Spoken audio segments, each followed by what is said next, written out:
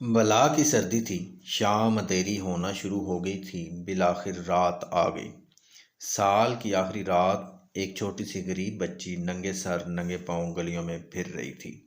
جب وہ گھر سے نکلی تھی تو اس کے پاؤں میں اس کے اپنے نہیں بلکہ ماں کے چپل تھے۔ لیکن وہ کس کام کے؟ وہ تو اس کے ننھے پاؤں سے بہت بڑے تھے۔ صبح جب وہ سڑک پار کرنے لگی تھی تو ایک تیز رفتار گھوڑا گاڑی سے بچنے کی کوشش میں چپل اس کے پاؤں سے اتر گئے۔ ایک تو گٹر میں گر گیا، دوسرا ایک لڑکا اس کا منہ چڑھاتا ہوا لے کر بھاگ گیا۔ جب سے بچی ننگے پاؤں پھر رہی تھی، پاؤں سردی کی شدت سے نیلے ہو رہے تھے۔ اس نے ایک پھٹا پرانا ایپرن باندھا ہوا تھا۔ ماچسوں کے کچھ پیکٹ اس نے ایپرن کی جھولی میں رکھے ہوئے تھے۔ ایک پیکٹ گاہکوں کو متوجہ کرنے کے لیے اپنے دائیں ہاتھ میں پکڑا ہوا تھا، لیکن صبح سے اب تک اسے کوئی گاہک نہیں ملا تھا۔ اب تک اس نے ایک پھوٹی کوڑی بھی نہیں کمائی تھی۔ سردی سے کانپتی، بھوک سے لاغر، دکھ کی تصویر بنی یہ غریب معصوم بچی گلی گلی گاہکوں کی تلاش میں پھرتی رہی۔ گھروں سے لذیذ کھانوں کی خوشبو آ رہی تھی۔ اس کے منہ میں پانی آ رہا تھا۔ اس کی بھوک اور بھڑک اٹھی تھی۔ اب وہ جس گلی میں آئی تھی اس کے دو مکانوں کے درمیان ایک چھوٹا سا تھڑا تھا۔ تھکن سے چور بچی سستانے وہاں بیٹھ گئی۔ اپنے یخ پاؤں کو اس نے ہاتھوں سے گرمانے کی کوشش کی، پھر اکڑوں بیٹھ کر اپنی فراق سے انہیں کسی حد تک ڈھانپا، لیکن وہ ویسے ہی ٹھنڈے رہے۔ سردی شدید ہوتی جا رہی تھی، لیکن اس کی ہمت نہیں پڑ رہی تھی کہ وہ گھر واپس جائے۔ کیسے واپس جاتی؟ اس کی تو صبح سے ایک ماچس بھی نہیں بکی تھی۔ وہ خالی ہاتھ گھر نہیں جا سکتی تھی، اور ویسے بھی گھر میں سردی کون سی کم تھی۔ ایک کمرے والے گھر کے دروازے پر ٹاٹ کا پردہ پڑا ہوا تھا اور چھت میں ایک بڑا سا سوراخ جس کو بھوسے اور پرانے چیتڑوں سے بند کرنے کی کوشش کی گئی تھی، لیکن وہاں سے ہر وقت ٹھنڈی ہوا آتی رہتی۔ اب اس کے ہاتھ سردی سے بالکل سن ہو چکے تھے۔ وہ سوچ رہی تھی کاش اس وقت کہیں سے تھوڑی سی آگ مل جائے تو اس کے ہاتھ کچھ گرم ہو جائیں، لیکن آگ کیسے ملے، کہاں سے آئے؟ اس نے لالچ بھری نظروں سے ماچس کی ڈبیا کی طرف دیکھا۔ امید کی ہلکی سی کرن نظر آئی۔ سر کے ایک جھٹکے سے اس نے اس خیال کو بھگانے کی کوشش کی، مگر خیال بار بار واپس لوٹتا رہا۔ اس نے جھجکتے ہوئے ایک تیلی نکالی، ڈرتے ڈرتے اسے تھڑے کے فرش سے رگڑا۔ ایک شعلہ نمودار ہوا تو اس نے جلتی تیلی کو اپنے ہاتھ سے ڈھانپا، شعلے کی تپش کو محسوس کیا۔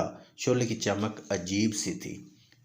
اس لمحے بچی کو ایسا لگا کہ وہ ماچس کا شعلہ نہیں بلکہ ایک بہت بڑا آتش دان ہے جس پر چمکیلے پیتل کے دستے لگے ہوئے ہیں، اور سنہری جالی کے پیچھے جلتی آگ اس سجے سجائے کمرے کو تاپ رہی ہے۔ جہاں وہ ایک دیوان پر موٹا سا گرم اونی گاؤن پہنے بیٹھی ہے، اچانک شعلہ لپک کر ایک دم بجھ گیا۔ آتش دان، گرم اونی گاؤن، دیوان سب اچانک غائب ہو گئے۔ تاریکی پھر سے چھا گئی۔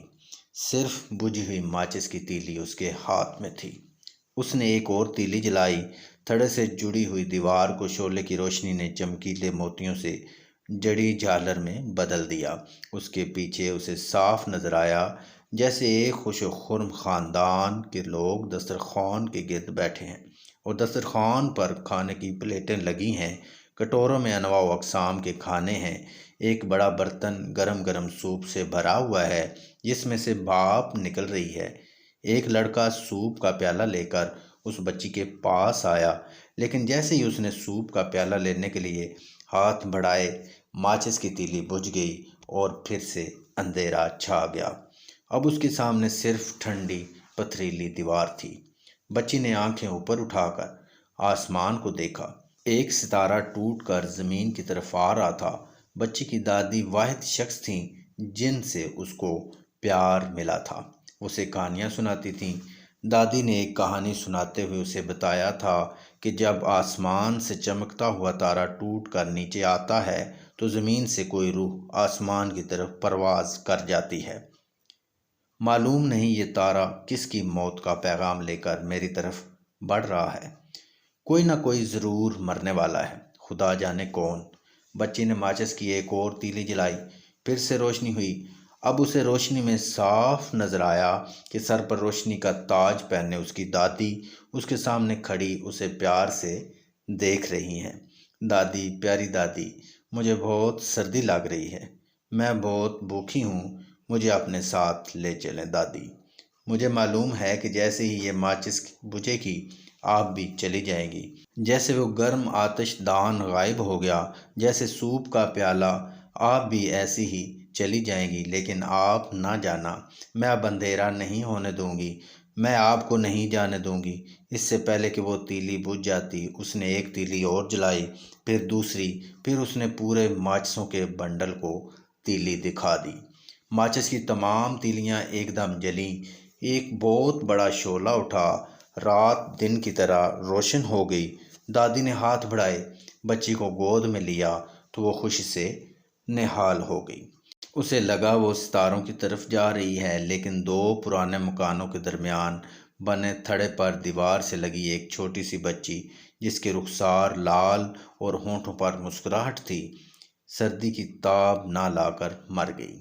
اس کا بے جان جسم سردی سے جم کر اکڑ چکا تھا، وہ ایسے ہی بیٹھی تھی جیسے رات کو بیٹھی تھی۔